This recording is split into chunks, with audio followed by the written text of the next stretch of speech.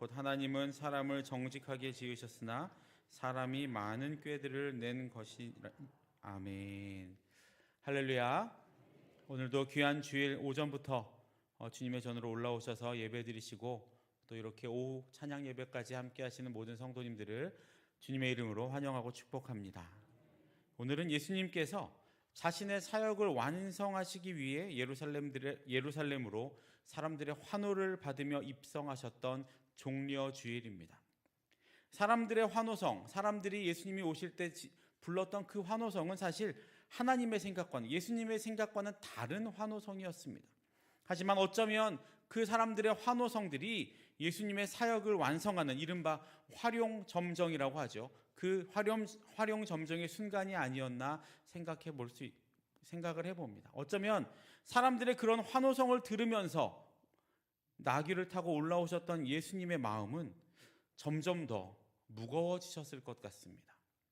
이 종려주일 이후 일어나는 모든 일들을 우리는 다 알고 있죠. 우리는 이번 한 주 예수님의 길을 잘 묵상하며 더 깊이 주님의 십자가를 묵상하고 기도하며 나아갈 수 있었으면 좋겠습니다. 우리 옆에 계신 분들과 함께 인사 나누실 때 매일 기도하고 있습니다 라고 인사 한번 나눠주십시오. 네. 참 힘든 시기입니다. 기도가 없으면 단 하루도 맘 편히 살 수 없는 시대인 것 같습니다. 참 시끄럽고 혼란스럽고 우리의 마음을 계속 동요하게 만드는 그런 시대인 것 같습니다.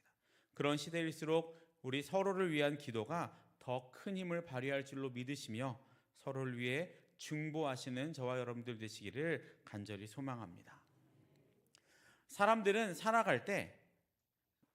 살아가면서 맺게 되는 어떤 관계들의 세 가지의 틀이 있습니다. 첫 번째는 절대자, 곧 하나님과의 관계입니다. 인간은 하나님을 믿든지 예수님을 믿든지 그렇지 않든지 간에 모두 다 어떤 존재, 절대자를 찾아가려고 하는 존재들입니다. 그래서 사실 전도하다 보면 나는 아무것도 믿지 않아요, 무신론자예요 라고 이야기하는 분들이 있는데, 그런 분들이 하시는 이야기를 잘 들어보면 결국 무엇인가를 그 사람들도 믿고 있다는 것을 발견하게 됩니다. 나 자신을 믿기도 하고, 돈을 믿기도 하고, 주목을 믿기도 하고, 권력을 믿기도 하고, 운을 믿기도 합니다. 운명을 믿는 분들도 계시죠. 다시 말해서 무신론이라고 이야기하는 분들도 결국은 무엇인가를 믿고 있다라는 겁니다. 어쩔 수가 없습니다. 방금 말씀드렸듯이 사람은 결국 무엇인가, 나보다 더 높은 존재의 무엇인가를 찾고 믿으려고 하는 것이 사람의 본성이기 때문이죠. 왜냐하면 사람의 그 답답한 마음 가운데, 공허한 마음 가운데 있어야 할 것이 없어졌기 때문에 그것을 계속 찾는 겁니다. 근데 뭘 찾아도 만족함이 없는 이유는 그들이 찾고 있는 모든 것이 다 잘못된 것이기 때문이죠. 그 사람들의 마음 가운데 답답함과 공허함의 자리에 있어야 할 것이 무엇입니까? 바로 하나님의 생기입니다.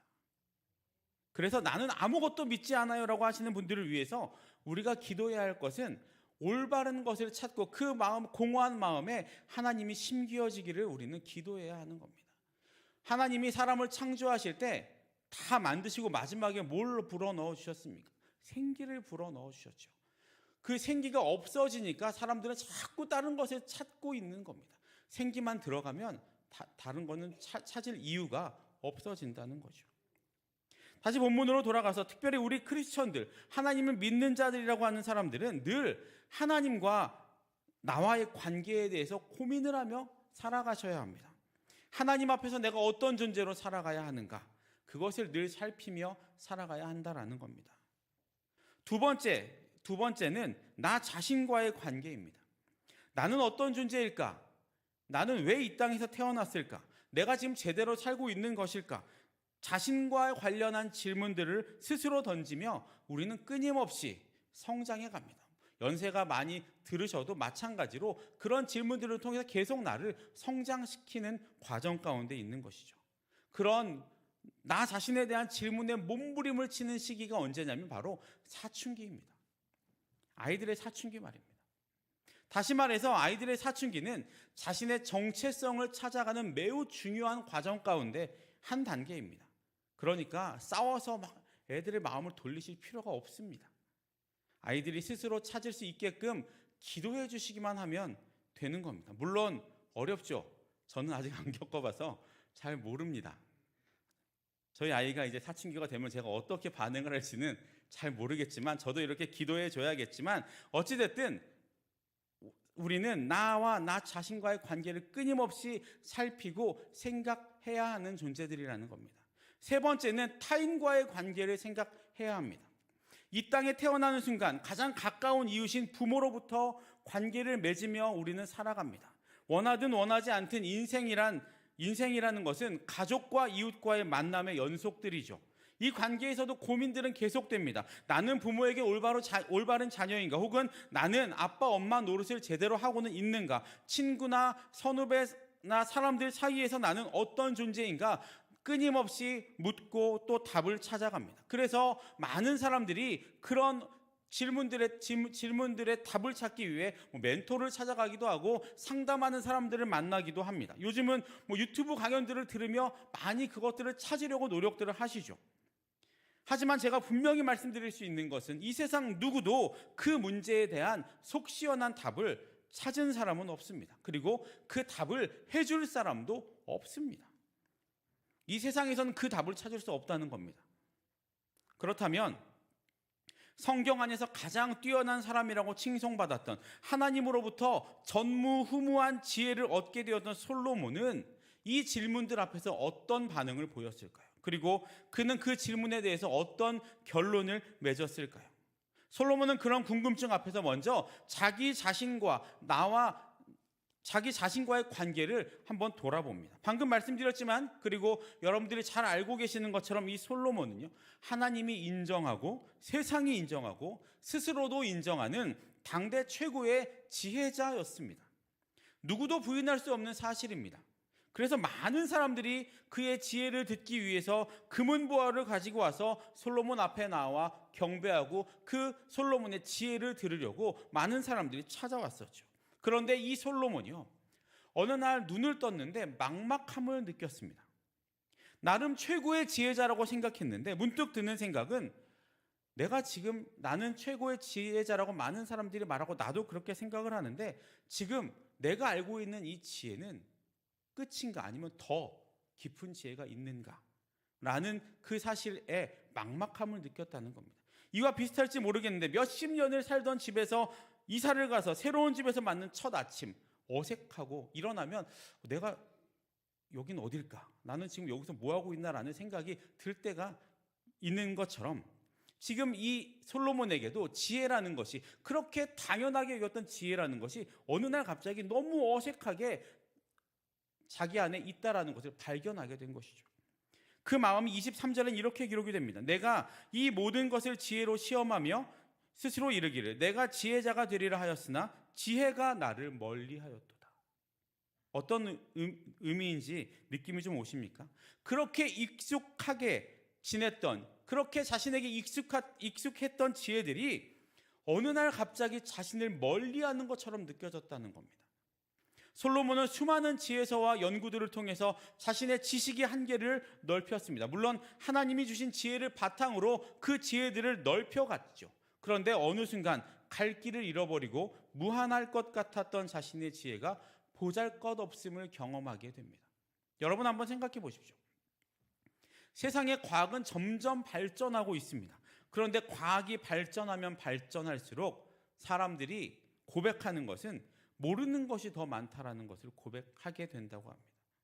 지구, 태양, 달, 수많은 행성과 우주의 모든 천체들이 무질서하게 막 뿌려져 있는 것처럼 보이지만 정확한 비율과 정확한 질서로 움직이고 있죠.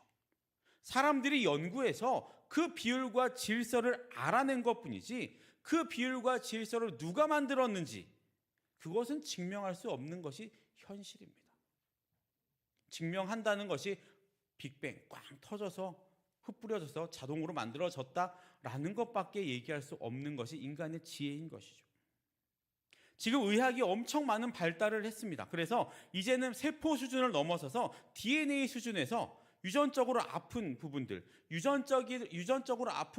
그 부분만 이렇게 잘라내서 다른 건강한 유전자 DNA를 붙이는 작업까지도 할 수 있다라고 합니다. 유전병들이 사라지게 되는 그런 시대까지 왔다라는 거죠. 잘린 팔을 붙이는 것, 외과적으로 붙이는 것은 이제 일도 아닙니다. 없던 것도 만들어서 귀 같은 거는 없던 것을 만들어서 붙이기도 합니다. 심지어 생명을 복제하는 것도 이미 예전에 성공을 했죠. 사람뿐만이 아니고 양도 복제해서 성공한 것도 우리는 알고 있습니다. 그런데 인간이 할 수 없는 일이, 그렇게 의학이 발달했는데 인간이 할 수 없는 일이 있는데, 그것은 이 턱수염을 나게 하는 것은 아직도 못한다고 합니다. 우스갯소리일 수도 있고 아직 연구를 안 해서 그럴 수도 있지만, 어찌됐든 이 턱수염 하나 나오게 하는 것 사람이 만들어낼 수 없다라고 합니다. 사람은 지금 앞에 있는 현상들을 발견할 수 있고, 또 그것이 왜 일어나는지 연구해서 답을 찾아낼 수 있지만, 그 궁극적인 이유에 대해서는 절대로 알아낼 수가 없습니다. 왜냐하면 그것은 하나님의 신비이고 하나님이 만들어 놓으신 것이기 때문이죠. 학계에서 아주 뛰어난 과학자 한 명이 하나님을 믿고 있었습니다. 그런데 그런 글을 보고 세상의 많은 과학자들이 그 과학자를 비난했다고 합니다. 과학자가 돼서 눈에 보이지도 않고 증명할 수 없는 존재를 믿고 있다고 그렇게 비난을 했다고 합니다.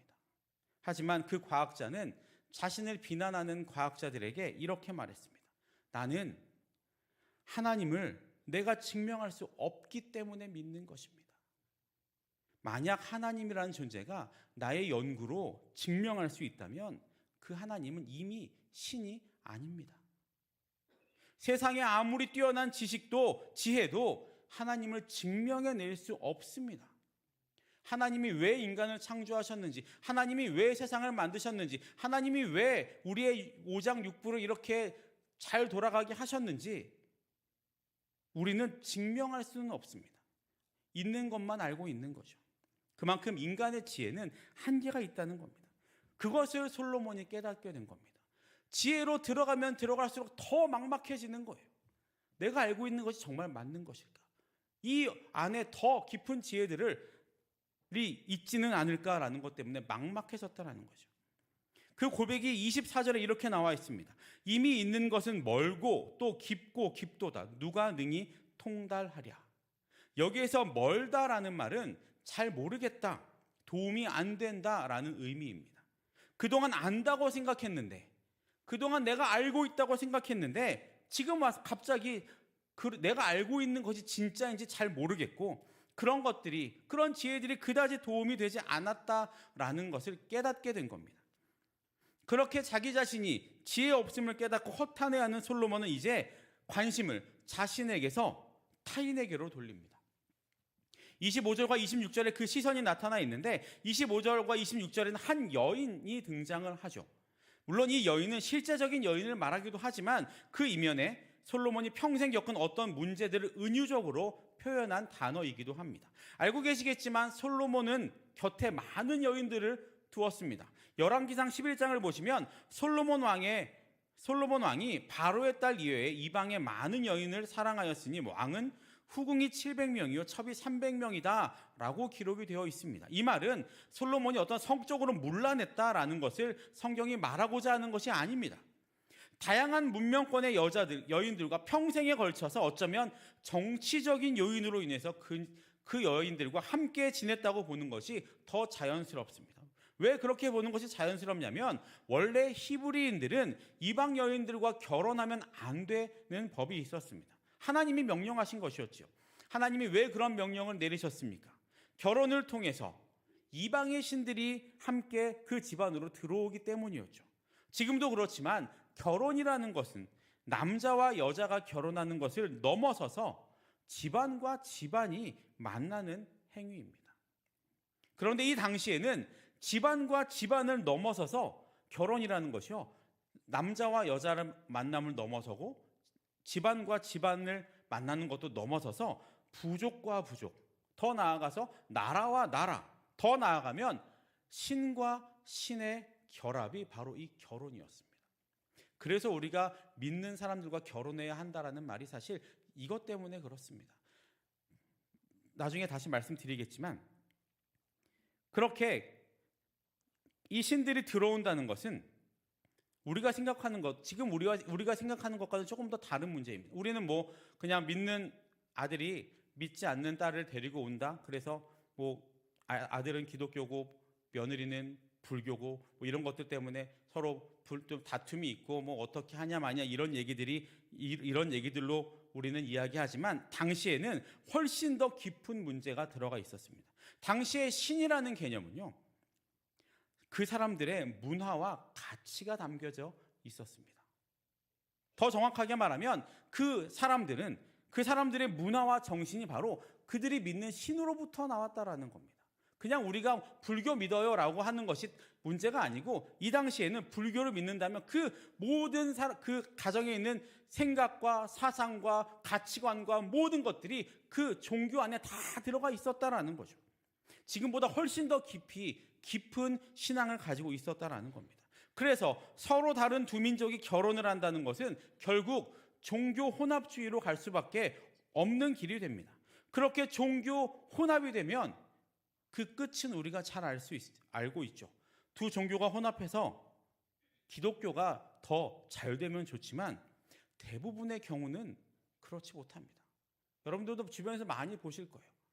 믿는 집안과 믿지 않는 집안이 결혼하면 이 자녀들이 보통 다른 쪽으로 많이 가는 경우들이 많이 있습니다. 이게 기독교가 힘이 없거나 하나님이 힘이 없어서가 아닙니다. 사람은 연약하기 때문에 눈에 보이는 것에 마음을 더 뺏기게 되어 있기 때문입니다. 그렇게 눈에 보이는 것, 편한 것을 따라가다 보면 결국은 끝이 뻔한 일이 됩니다. 하나님은 눈에 보이지 않죠. 그런데 이방 종교, 다른 우상들, 다른 종교의 모든 것들을 보시면 다 어떤 형상들이 있고 어떤 형상 앞에 절하고 형상 앞에 제물을 바치잖아요. 그러다 보니 사람들이 점점 이게 더 맞는 것 같아라는 생각을 할 수밖에 없게 되는 거죠. 내가 보는 것에 마음이 따라가게 될 수밖에 없는 것이 우리의 연약한 모습이기 때문입니다. 사실 하나님을 믿는다는 것은요, 쉬운 일이 아닙니다. 나의 생각과 나의 삶의 패턴과 나의 가치관과 나의 인간관계 등 모든 것에 걸쳐서 변화가 필요한 것이 지금 우리가 믿고 있는 기독교입니다. 그냥 몸만 와서 교회 다닌다고 그냥 기독교인이 아니고 우리가 교회로 들어와서 정말 하나님을 믿는다고 이야기한다면 우리의 모든 삶의 패턴들이 완전히 다 이전과는 다르게 바뀌어야 한다는 겁니다. 그런 의미에서 여러분들은 정말 대단하신 분들입니다.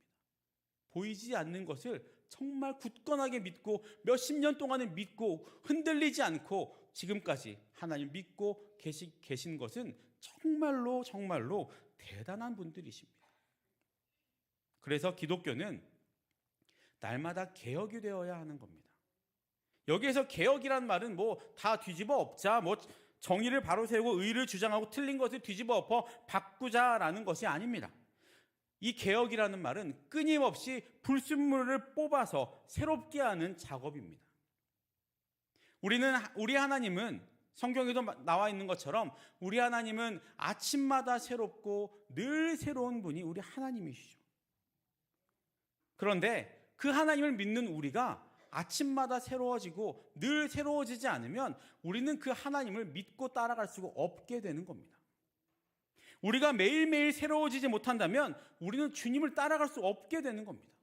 하나님 이미 저 앞에 계신데 우리가 따라가지 못하고 힘들어하는 것은 우리가 매일 새롭게 우리의 삶을 조금씩이라도 변화시키고 있지 못하기 때문이라는 증거입니다. 매일매일 새롭게 주님을 더 닮아가기 위해 최선을 다하시는, 그래서 우리의 삶에 진정한 개혁이 일어나게 하시는 저와 여러분들 되시기를 주님의 이름으로 축복합니다. 제가 예전에 이제 이렇게 사역하기 전에 청년 때 저는 원래 새벽 기도를 안 나갔습니다. 저희 어머니도 몸이 좀 약하셔서 새벽 기도를 안 나가셨어요. 그런데 언제인지는 잘 기억이 안 나는데 부흥회 하실 때 그 부흥회 하시는 목사님이 40일 새벽 기도를 하시겠다고 하신 거예요. 뭐 그분은 3일만 오셔서 하신 게 아니고 새벽 기도를 이렇게 매일 오셔서 하셨는데 그분이 그렇게 부흥회를 끝내면서 그렇게 저에게 도전을 주셨어요. 부흥회 끝나고 끝이 아니고 오늘부터 40일 동안 새벽 기도를 참석하십시오. 근데 제가 그 말을 듣고 그전에는 그런 말에 별로 도전받거나 그러지 않는 아주 우유부단한 사람인데 그때만큼은 좀 도전의식이 생겼던 것 같아요. 저도 그렇고 저희 어머니도 그렇고. 그래서 그때부터 새벽기도를 참석하기 시작했어요. 그래서 40일을 저희 어머니도 같이 그때 결단을 같이 하셔서 시작을 하셨는데 어머니는 지금까지 물론 좀 몸이 아프시거나 그러면 빠지시지만 지금까지 새벽기도를 계속 지키고 계십니다. 저도 그렇게 40일을 하고 나니까 이제 뭔가 자부심이 생기는 거예요. 내가 할 수 있구나. 내가 매일매일 나를 새롭게 만들 수 있구나라는 것을 경험하게 된 거죠. 여러분 지금 우리는 사순절 특별 새벽기도회를 하고 있죠. 이 새벽기도 40일은 정말 힘든 작업입니다. 하지만 이 40일이요. 우리의 삶이 매일매일 조금씩 한 걸음씩 변화가 되는 과정에 있다라고 생각을 하시면 이 40일은 너무나도 귀중한 40일이 됩니다. 이 40일이 끝나면 물론 또 안 나오실 수도 있지만 우리의 마음 가운데 내가 40일을 지켜냈다라는 자부심이 생겨서 더 하나님 앞으로 나아갈 수 있는 내 자신을 개혁할 수 있는 놀라운 시간이 되기도 합니다. 그렇게 이번 40일을 끝까지 잘 마무리하시는 여러분들 되시기를 축복합니다. 그래서 이 40일 지나도 계속해서 매일매일 이 새벽을 통해 나 자신을 개혁시키시는 여러분들 되시기를 소망합니다. 다시 본문으로 돌아가서 그렇게 솔로몬은 1000여 명의 여자를 후궁과 첩으로 맞아들였습니다. 이를 통해 솔로몬은 그녀들의 나라에서 문화와 철학과 기술과 어떤 많은 것들을 더 많이 경험하게 되었습니다. 그래서 솔로몬은 점점 더 강대국이 될 수 있었던 거예요. 본인의 지혜에 더해서 다른 나라의 지혜들, 다른 나라의 어떤 노하우들, 다른 나라의 기술들을 받아들이면서 이스라엘이 점점 더 부강한 나라가 될 수 있었던 것이요. 하지만 결말이 어떻게 됩니까? 26절 상반절에 솔로몬은 이렇게 고백합니다. 마음은 올무와 같고 금을 같고 손은 포승 같은 여인은 사망보다 더 쓰다는 사실을 내가 알아내었도다. 결국 타인과의 관계 속에서 솔로몬이 발견한 것은 끝없는 권력과 힘보다는 결국 그런 것들로 인해서 죽음보다 더 쓴 경험들을 하게 됐다라는 것을 깨닫게 되었다라는 겁니다. 지혜가 많아지면 많아질수록 내가 더 좋아지고 내가 더 잘되고 내가 더 커질 줄 알았는데 계속 받아들이다 보니 결국 그것들이 나를 죽이는 것이 되게 되었다라고 깨닫게 된 겁니다. 26절 하반절을 보면 솔로몬이 또 이렇게 고백하죠. 하나님을 기쁘게 하는 자는 그 여인을 피하려니와 죄인은 그 여인에게 붙잡히리로다. 여기에서 하나님을 기쁘게 하는 자란 두 가지 의미로 설명할 수 있습니다. 첫 번째는 참된 유익을 아는 자이고 두 번째는 하나님의 은혜를 입은 자라는 뜻이 있는데 오늘 본문에서는 하나님의 은혜를 입은 자라는 의미가 더 강합니다. 그 의미로 26절 하반절을 다시 한번 살펴보시면 하나님께 은혜를 입은 자는 그 여인, 즉 세상의 이익과 만족, 인간적인 마음을 피할 수 있게 된다라는 의미가 됩니다. 반대는 뭡니까? 하나님의 은혜를 입지 못한 사람은 결국 세상의 마음을 빼앗길 수밖에 없다라는 의미가 되는 겁니다. 그렇다면 하나님께 은혜를 입었다라는 것은 무엇일까요? 이 말을 쉽게 말씀드리면 결국 하나님이 내 편을 들어주시기로 하셨다라는 의미입니다. 쉽게 이해가 되시죠? 하나님이 내 편이 되기로 하셨답니다. 요셉을 한번 생각해 보십시오. 세상은 평생에 걸쳐 이 요셉을 무너뜨리려고 했습니다. 물 없는 웅덩이에 던지기도 하고 종으로 팔아먹기도 하고 감옥에 집어넣기도 합니다. 그런데 이 요셉이 어떤 사람이 됩니까? 아버지 야곱이 했던 축복, 요셉은 무성한 가지, 곧 샘 곁에 무성한 가지가 되며 그 가지가 담을 넘었도다라는 축복처럼 요셉은 샘 곁에 심긴 가지가 되었고 그 가지는 담을 넘어 이스라엘 땅을 벗어나 기근 때 그 나라와 이스라엘과 모든 세계를 먹여 살리는 복의 통로가 되었습니다. 이것이 하나님이 편들기로 작정한 인생의 모습입니다. 이 세상에서 우리를 보호하는 것은 하나님의 은혜밖에 없습니다. 하나님의 은혜만이 우리의 피난처가 되는 것입니다. 바라기는 이 하나님의 은혜를 입은 자가 여러분이 그리고 우리 수유동교회 모든 다음 세대들이 되어서 우리의 하나님의 편들기로 작정한 인생이 되기를 주님의 이름으로 축복합니다. 또 다른 인물 노아를 한번 볼까요? 창세기 6장을 보면 노아는 의인이요 당대의 완전한 자라고 말하고 성경은 그 노아를 하나님과 동행한 자 노아다라고 말하고 있습니다. 그리고 성경은 하나님이 자기에게 명하신 대로 다 준행하는 사람이 이 노아다라고 성경은 말하고 있습니다. 노아가 어떻게 그럴 수 있었습니까? 하나님이 자기에게 명하신 대로 다 순종할 수 있었던 이유가 무엇이었습니까? 그 답이 창세기 6장 8절에 이렇게 나옵니다. 그러나 노아는 여호와께 은혜를 입었더라. 아멘. 노아가 그렇게 하나님의 뜻을 따르고 하나님의 명령에 올바로 준행할 수 있었던 단 한 가지 이유는 이 노아가 하나님의 은혜를 입은 자였기 때문입니다. 우리도 마찬가지입니다. 하나님의 은혜가 임해야 합니다. 그래야 우리는 하나님의 뜻대로 살아갈 수 있는 존재가 되는 겁니다. 우리의 힘으로 우리의 능력으로 우리는 하나님을 따라갈 수가 없습니다. 하지만 하나님의 은혜가 임했을 때, 하나님이 우리의 편이 되어주시기로 하셨을 때 우리는 그때 비로소 하나님의 말씀에 순종하며 나아갈 수 있는 사람들이 된다라는 거죠. 솔로몬 역시 이 사실을 깨달았던 겁니다. 그래서 솔로몬은 자신에게 은혜의 진리를 가져다 줄 사람이 누구인지를 찾습니다. 하지만 27절과 28절을 보시면 아시겠지만 솔로몬은 그 사람을 찾지 못합니다. 사실 솔로몬이 이 전도서를 통해서 지속적으로 던진 질문이 이겁니다. 해 아래 참된 위로자가 누구냐? 내게 참된 길을 열어줄 자가 누구냐라는 질문을 전도서를 통해서 솔로몬은 계속 질문한 겁니다. 하지만 솔로몬은 오늘 본문에서도 그 해답을 깨닫지 못합니다. 하지만 그 상황에서 한 가지 깨달은 사실이 있습니다. 29절을 우리 함께 읽어볼까요? 29절입니다. 시작. 내가 깨달은 것은 오직 이것이라. 곧 하나님은 사람을 정직하게 지으셨으나 사람이 많은 꾀들을 낸 것이니라.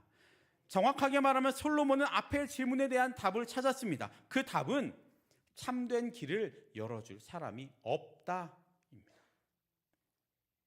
로마서 3장 10절에서 기록된 바 의인은 없나니 하나도 없으며 이 말처럼 사람은 아무도 다른 사람에게 또 나에게 참된 길을 열어줄 만한 능력이 없습니다.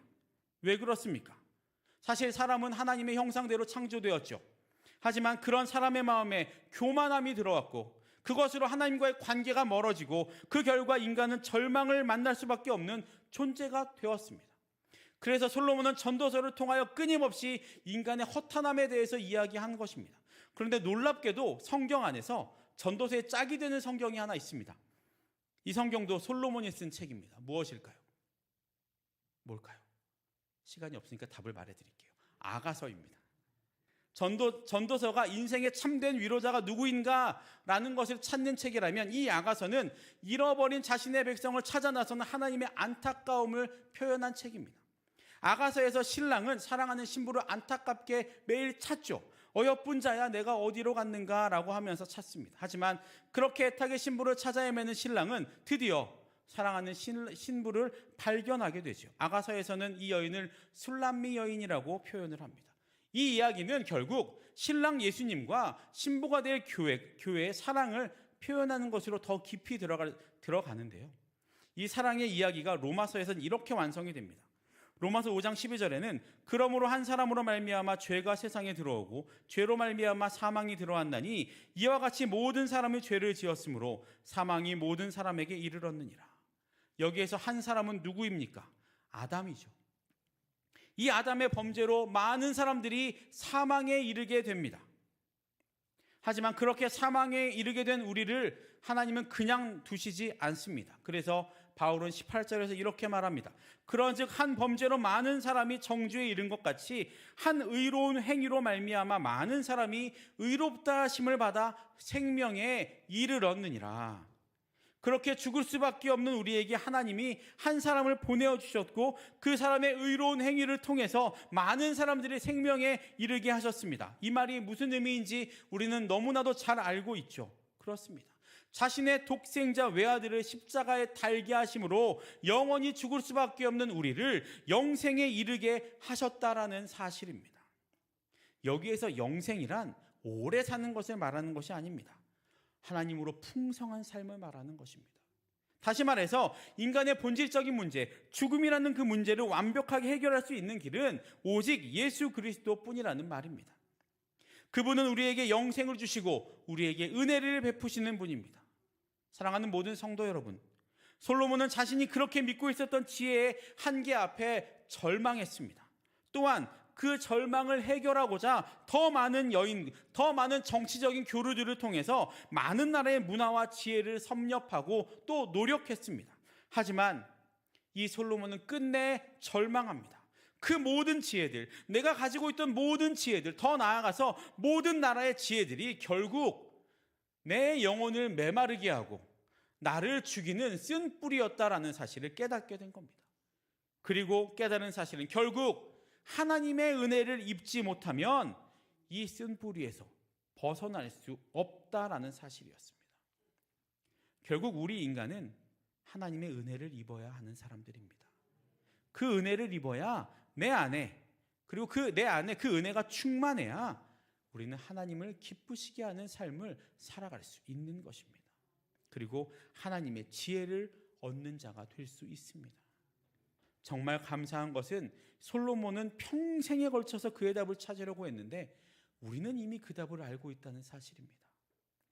인간은 한 사람의 죄로 말미암아 하나님으로부터 멀어졌지만 또 한 사람의 순종으로 말미암아 영생을 얻고 풍성한 삶을 누리고 은혜를 얻게 되었습니다.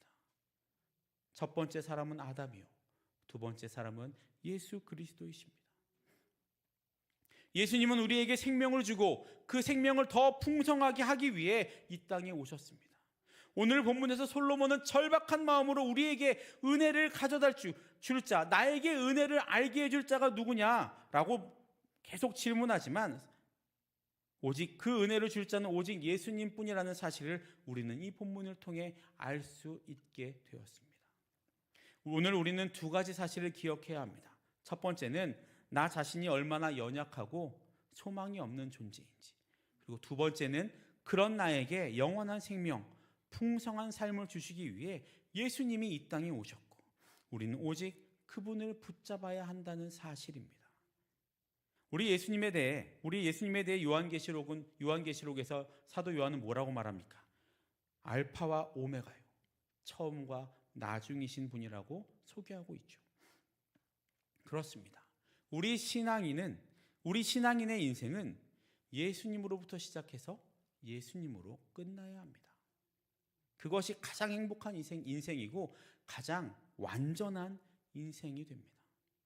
예수 그리스도를 우리 인생의 출발점으로 삼으시기를 축복합니다. 세상에서 어떤 답을 찾으려고 아둥바둥 되지 마시고 다시 한번 우리의 출발점으로 돌아가 보시기 바랍니다. 운동선수들은 슬럼프가 오면요, 기본기를 다시 시작한다고 합니다. 피아니스트들도 슬럼프가 오면 가장 기본이 되는 곡들로부터 다시 시작한다고 합니다. 병원 의사들도 슬럼프가 올 때가 있다고 합니다. 그러면 환자들의 영상들이 잘 보이지 않는다고 합니다. 영상을 봐도 그게 그거 같고 그게 그거 같을 때가 이 의사들의 슬럼프인데, 그렇게 슬럼프가 올 때 의사들은 아주 건강한 사람들의 영상을 다시 한번 본다고 합니다.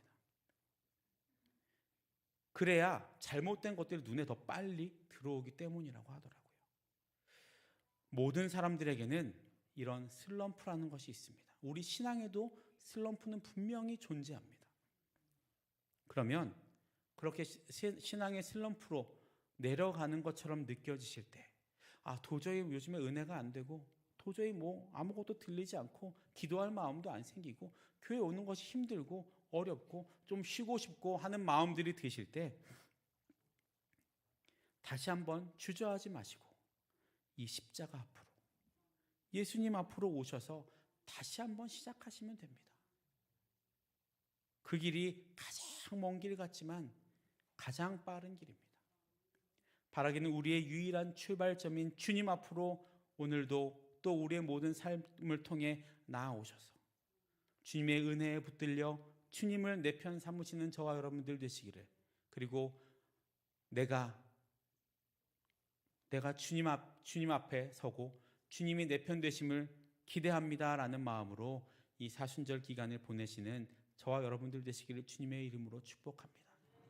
우리의 출발점은 언제나 예수 그리스도입니다.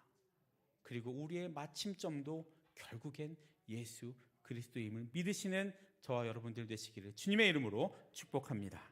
기도하겠습니다. 사랑해 주님 감사합니다. 주님의